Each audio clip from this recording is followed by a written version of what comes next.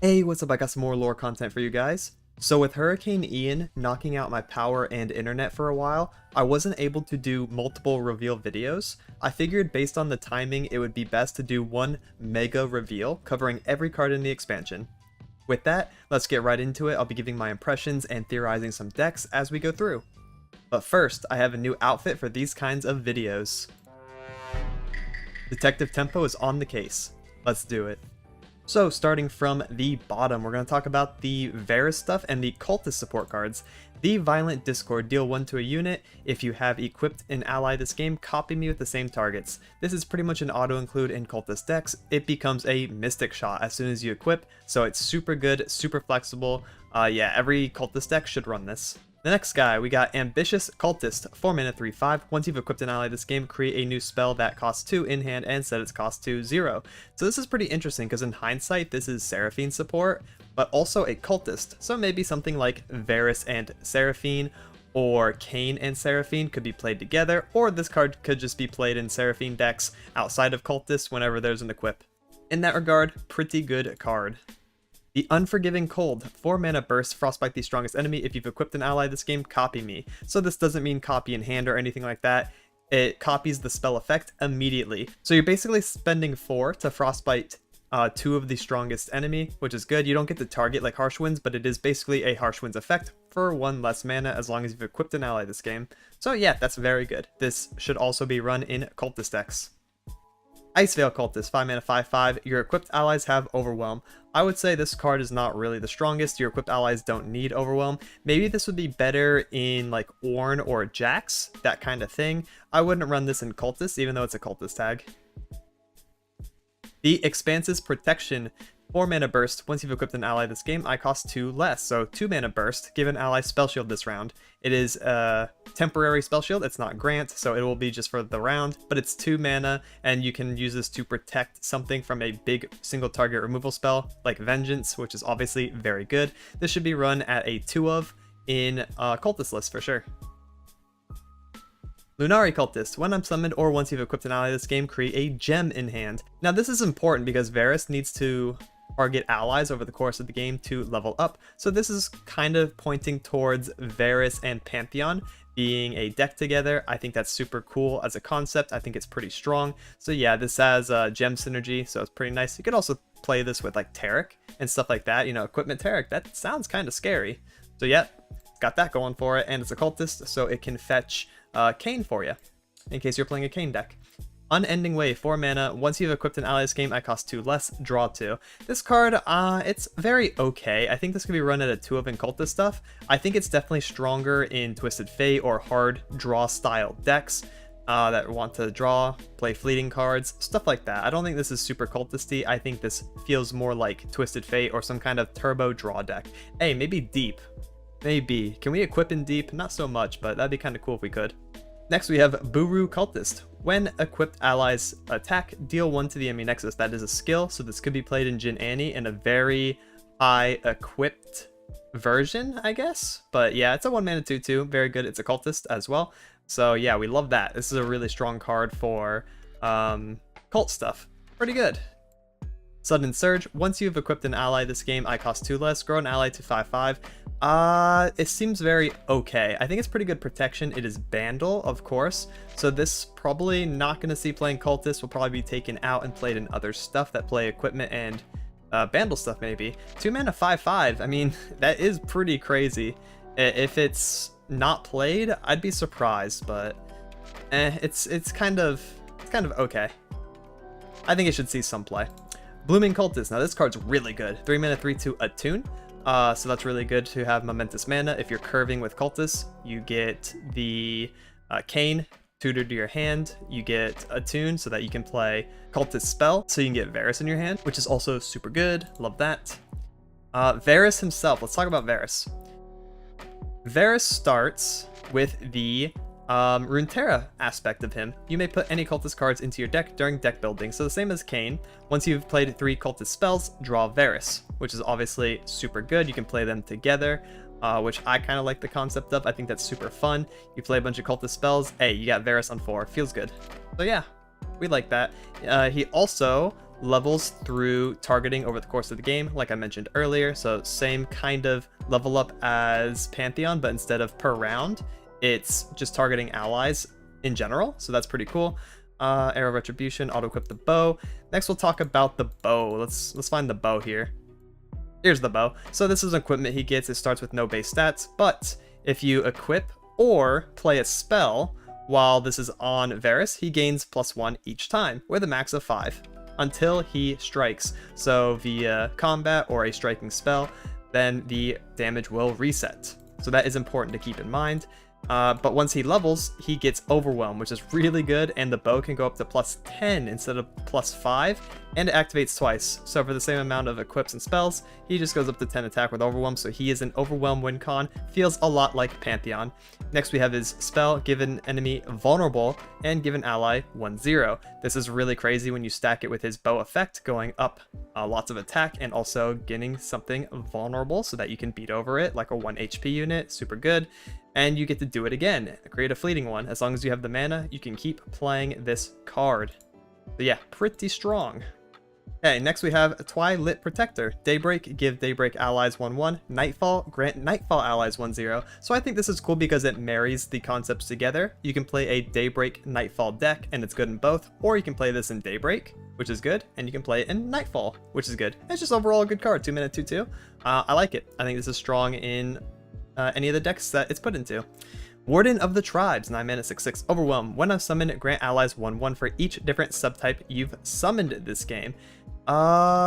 So I've heard some mixed opinions on this. My opinion is it's too slow. Like, it's doing a Winding Light type effect, but it's not giving Overwhelm to anything, and it's more expensive, and it requires you to deck build in such a way that it might be detrimental to your win rate, right? So it's kind of sus. I think there might be a fun to decent deck out there. I don't think Warden of the Tribes is going to be good or meta, but I think there is a decent deck out there that will need experimenting. This card is impossible to gauge on paper. He will need to be experimented with. Next we have Fracture, 2-mana slow speed. Freljord, deal 1 to everything or destroy an equipment. So it's basically Ice Shard, but slow speed, -1 mana. I think that's fine. It's mini avalanche, which is really annoying. Freljord control just got a little bit better, and it can destroy an enemy's equipment. It's pretty flexible, pretty good. I think this should be run in most, if not all, Freljord control strategies. Scrappy's Partsapalooza, 2-mana landmark. When I'm discarded, summon me. When you summon a Mechayordle, grant it a random keyword. Now this is awesome. Consistent viewers will know I absolutely love my Rumble. I have a Rumble Scion deck that I break out every expansion. I try new stuff with it. Rumble Midrange, one of my favorite decks that has been released in the past year or so, and I think it got a major upgrade. I think this card is really, really, really good, and I'm really excited to play it. Maybe it might make Mechayordles meta. I think this card could just do it. It's a free discard, it gets a free summon, and it gives free keywords. It's so good, man. Oh man, I love it. I think this card's gonna be crazy. Best of Spirit. 1-mana focus speed Bilge. Give an enemy vulnerable this round. If it dies this round, deal 1 to the enemy Nexus. This kind of tells me aggro, right? Aggro usually doesn't want to play 1-mana focus speed spells that do like vulnerable and stuff like that. But the 1 burn damage is kind of cool. You can just open attack with this, maybe grab something with Misfortune passive being up. I think that's like the best synergy. So this could be played in like Pirate Burn, or it could be played in Scouts. Vulnerable is pretty good in Scouts. So I could see this actually coming out with MF. It has a tentacle, so it's supposed to be with Alawi. I don't really see Alawi needing this card, but hey, you never know. Could be an Alawi card too. Next we have a weapon. The Darken Harpoon. Bilgewater +1, fearsome, pretty good. Good stats. Draw 1 at the next round start, give it fleeting. Not bad to go through some draw cards for Bilge. I kind of like that. You may spend 9 to play Ibaros. Ibaros, I have 1/1 for each card you've drawn this game. By turn 9, that's guaranteed 9 attack, right? Is that how that works? So if you draw any more, he's going to be pretty big, like 13, 14 attack. I can only be blocked by enemies with 4 or more power, so he is super fearsome. No keyword, which makes him die immediately to disintegrate, plus anything. You can just sneeze on him at that point. He dies to Vengeance, dies to Ruination, dies to Minimorph, dies to everything. I I feel like the best way to utilize his big attack stat is Atrocity, but I feel like Nautilus is going to do the same thing and be about the same power for 7, so I don't really know where Ibros would be played, but the lack of keywords definitely hurts, and the lack of being able to finish directly with a 9 cost card definitely hurts, right? The game's a little too fast for this kind of card, I think, but hey, it could be kind of jank, could be kind of fun to play with. Zon Bouncer, 4/4/4, round, start, flow, refill, 2 spell mana. 4/4/4 is good enough stat line. We've seen this in the past with Rat. Rat is a 4/4/4. He was a 4/3 for a while because 4/4 is just too good. So, I mean, this is pretty decent. Round, start, flow, refill, 2 spell mana. That's pretty good overall. I don't know where he'd see play, but could be a pretty dank card at like a 2 of. Next, we have another darken weapon, the Harp, P&Z. 2 attack, quick attack, pretty good stat line again. No HP, so that kind of sucks, but alright. Quick attack and 2 attack. Stiratu, 8/8/6. Quick attack, draw 2, reduce those cards' cost by 2. That's pretty cool. They're not fleeting, they just get a reduction. That's kind of strong. Could be in like Ezreal, could be maybe in like Heimerdinger, Jace, Seraphine. I'm liking all that kind of stuff. All the P&Z. Yeah, I mean, it's pretty good. It's really costly, but draw is really good in P&Z. Unworthy Soul, 5 mana, fast speed. Flow I cost 2 less, so it can cost 3. Recall a unit or landmark if it has any attachments, destroy them first. That's really strong. It's better than Will of Ionia, as long as you're able to flow. That is really, really, really good. Master Yi? Yeah, Master Yi card for sure. Spirit of Wuju, speaking of which, 5/4/3, flow I cost 2 less, so 3/4/3 when I'm summoned, draw a spell. That's really strong. It's aggressively statted, pretty good, as long as you play it on turn 4 or turn 5 with the flow. As long as you play it with the bonus, I guess. You get a free spell off of it. Good card. This is like a do-all card. It's a unit, it's a flow card, and it draws you a spell. Love that. That's pretty strong. Dragon Caller, 6/3/5, attune, round start, flow. Summon the Empyrean and grant it Ephemeral. Empyrean. Ah, Ephemeral, elusive finisher. Okay. Yeah, that's pretty good. 6/3/5, flow, summon the Empyrean, grant it Ephemeral. This could actually be better in some kind of elusive aggro or elusive mid-range, as long as you can get flow before you play this guy. Or round start, flow this one. Yeah, he has a tune. Maybe. Otherwise, it's kind of niche. Next, we have the Witness, a card I am super excited about. 4 mana 3/3, flow I cost 2 less, so a 2 mana 3/3 placed on an enemy. Flow is affected by skills, so this is obviously an auto-include in Jin Annie. Jin Annie just got a major buff on this day. Definitely be on the lookout for my updated list. I will be climbing with Jin Annie, using the Witness and praising it every single time I play it. I swear this card is really, really good. Drum Solo, draw 2, flow, reduce those cards cost by 2. This is really good. Draw 2 and reduce, so you get 4 reduction. So this card basically, like if you consider the flow, it's 1 mana, draw 2. And you can also do some cheesy combos by getting some spells down into the 2 or 3 cost range, you know, depending on where the synergies are. If you can get something down to 2 cost and that affects Seraphine, then that's really, really good. This is a broken draw card for P&Z. Crowd Pleaser, give an ally 2/0 and quick attack this round. Flow, create a new 2 cost in hand. This is pretty good as well. 2 mana burst speed, does everything, really strong aggressive combat trick, and you get a new 2 cost spell, so it fetches you a resource, pretty much pays for itself. Very good card. Then we have the Zon Diva, 8/7/5, not a very good stat line. Play, deal 1 to all enemies. If you've played 6 new spells this game, deal 3. Doesn't hit Nexus, so it's not as good as like Pack Your Bags or anything like that. Kind of costly. It's like a bad Corina, right? Yeah, I don't think this card's going to see too much play, but pretty cool. I like the art. Fan Club President, play, manifest a spell that costs 5 and set its cost to 2. This is why Decimate got nerfed to 6. Definitely did not want to see Decimate being set to 2 mana, right? And then I know Seraphine's effect lets you double cast it. So double casting Decimate from Fan Club President, definitely, okay, I understand. This card is correct. It's really good with Seraphine, really strong card. Inspired Plans, I'm not super sold on this card, 1/1 attack. create a 2-cost spell in hand, give it fleeting. It's just usually not worth spending the 2 mana for this. It's kind of meh, kind of okay. Maybe a 2 of with Seraphine. I don't think so though. I don't think this card's super necessary for the game plan. Acorn the Hex Technician, 1/1/1 elusive Nexus Strike. So it's got like a Zoe type effect. Reduce the cost of the most expensive spell in your hand by 1, and that's a very strong effect, especially if you hit Drum Solo. Seraphine is featured in the card art, so I'm assuming this is in Seraphine decks. Pretty good.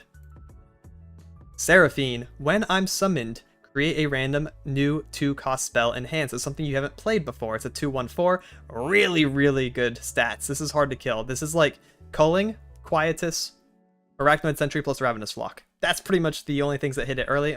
Black Spear if you're playing Shadow Isles. Otherwise it takes like double Mystic and stuff like that. So wow, it's pretty good. Pretty good stat line on Miss Seraphine here. You've played 6 new spells this game. This can be reworded to unique. So if you play 6 unique or different spells, then she levels. When I'm summoned, create a random new 2-cost in hand, and when you play a new spell that costs 2 or less, copy it with the same target. So Baby Karma. Pretty much Karma's effect, but the spell has to cost 2 or less, and it gets copied, recasted. Very good, very strong. Next, we have her champion spell, which is High Note. Deal 2 to a unit. If you've played 6 unique spells, deal 1 to another. So it's 2 targets. That is obviously Ezreal synergy, which is pretty nice, pretty good. So yeah, Seraphine Ezreal could be a thing. Seraphine can be played with a whole bunch of different stuff though, so she's super flexible. That's a very strong card. They basically printed a second Mystic Shot, so yeah. P&Z now has 6 Mystic Shots for your units. Expect a lot of removal. Moonlit Glen Keeper, 3/2/3, Fearsome. Love Fearsome, good keyword. When you summon an ephemeral ally, grant it 1/0, so like the Shepherd effect from Shadow Isles, love that. Nightfall, summon a Sapling. Sapling is also ephemeral, so it will be a 3/1 with Challenger. And if you summon Shark, or if you summon any other ephemerals, it will be giving them +1 ambiently, as this is on the board, so that's pretty good. Yeah, this is a pretty strong card. It's not a Nightfall card. This is like a Shark Chariot / ephemeral aggro support card, so this will be played in like Zed Heck, Callista Heck, Callista Zed, Heck Lucian, Callista Lucian, you know, that kind of stuff. All the jank Shark Chariot decks that existed. This card is actually a really good inclusion. Pretty easy to Nightfall it with the Fading Memories card as well, the 0-cost spell. So yeah, be pretty good in there. Wraith of Echoes, 6/2/5, round end for each ally that died this round, grant all allied copies of it everywhere, +1/+1. This card is very slow, very, very slow. In order to get value, it has to be summoned. This takes your entire turn 6, then round end, some things have to die, then it has to grant everything 1/1, then you have to replay the cards that had died to get your first hint of value from this card. It's not good. It's too slow, too weak, not a very strong effect. The best you can do is like, this card is on the board, you Harrowing, then you Harrowing a second time, and then things are like +2/+2, and it's okay.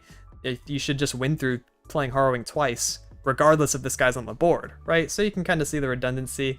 It's not very powerful.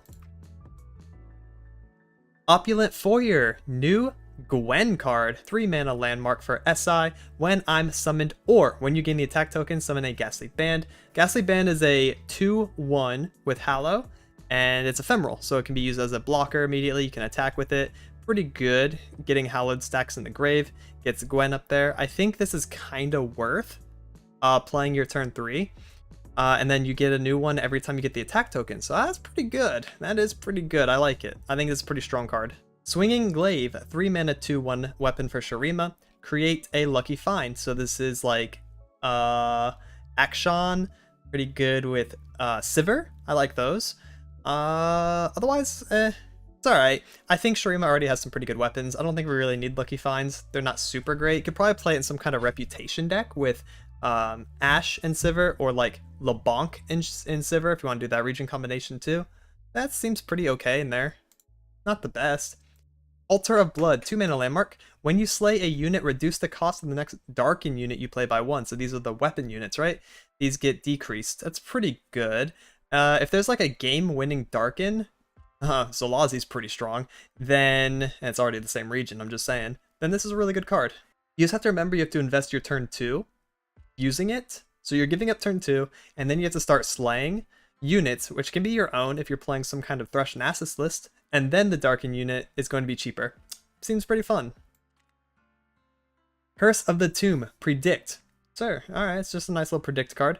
Give a unit I would take a double damage, and if I would die, obliterate me instead. Pretty overloaded card. It's got a lot of text on here. Predicts, give a unit I take double damage. So if the unit takes double damage from Overwhelm, like Iron Ballista, it will deal 8 direct damage, like, well, you know, 8 minus whatever the HP is, to the opponent's Nexus. So this could actually be played in some kind of mid-range or aggressive Overwhelm deck, you know. Wow, Darius could actually like OTK essentially if he's leveled. Obliterate me instead. Okay, I think it's a pretty good card. You could also put this in like control. So like, let's say you're playing Xerath and you give something, I take double damage and then you kill it and then Xerath kills it and then it obliterates it. That's pretty neat. Yeah, you can play this in control as well to just keep things out of the graveyard so they're not resummoned. Really good against champions, especially with Heedless Resurrection being super, super powerful now. Now that there's more cultist stuff. So yeah, it should be a pretty good counter to those too. Next we have Camouflaged Horror. This is, I guess, a Kaisa card because it has Evolve. 7/5/3, play, I strike an enemy. And Fearsome. Nah. Too expensive, too weak, strikes meh. Probably not gonna see play. Jorol. This is a cool card. The Darken Aegis, so it's Demacia. 2/1/1. Tough. You may spend 5 mana to play me as Jorol. Jorol has Tough and Challenger. On attack, your opponent's spells cost 2 more. So we're going into the anti-mage theme a little bit more in Demacia. I think it's a really powerful effect.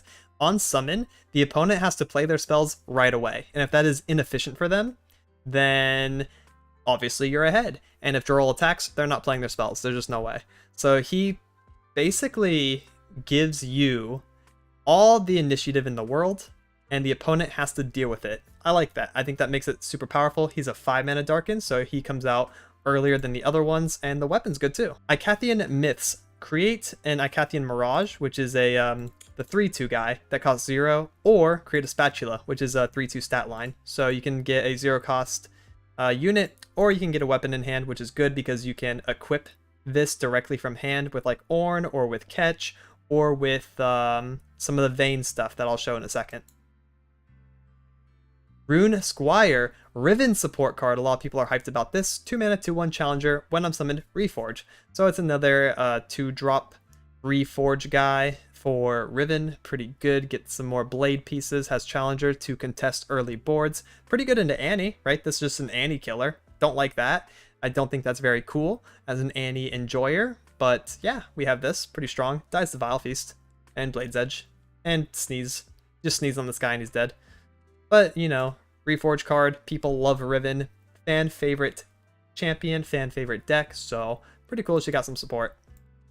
Next we have Brutal Skirmish. Now Brutal Skirmish is a 3 mana fast speed Noxus spell. Destroy an enemy's equipment, an ally and that enemy strike each other.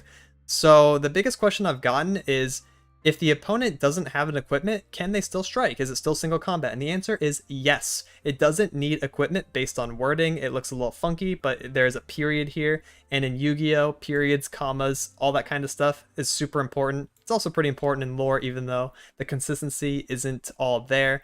Destroy an enemy's equipment, and then an ally and that enemy strike each other. Pretty neat. Yeah, so it's 3 mana single combat for Noxus. And you also get destroy an equipment too. That's a bonus effect. That's really good with like, I would say Ash LeBlanc is really going to like that because you can open attack with Ash, set something to 0, and then you can strike the unit with Ash and kill it, right? With taking no damage back. Very good Ash LeBlanc support card. Legionary Charge. Draw an ally with 5+ power or grow an ally to 5. This is really good for reputation, whether you're playing Ash LeBlanc or if you're playing Sivir LeBlanc. Both are pretty good rep decks. Good regions for reputation decks. Really good card. It's a tutor or it's a growth. It's just solid. It's just a good card. What can I say? Fish Fight. 2 mana slow speed spell. Not a weapon master, so Jax cannot auto-include this. An ally and an enemy strike each other, or an equipped ally strikes an enemy, then is unequipped.